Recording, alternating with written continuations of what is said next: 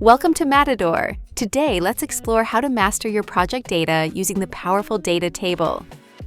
First, open All Projects panel. Once there, expand to a table view. See the gear icon on the top right of the table? Click it to open the Manage Columns panel where you can customize your view. Here, you can rearrange columns by dragging. Freeze important ones to keep them visible. Or remove any you don't need for a clean workspace. Want more options? Click Add Columns to pick from 3 types: System, Custom, and Parent columns to tailor your data perfectly. Editing your data is easy. Hover over a cell until the pencil icon appears, then click to make quick updates right in the table. Got multiple rows to update? Select them all and use batch operations to make changes faster and more efficient. Don't forget to save your customized table by clicking Default View.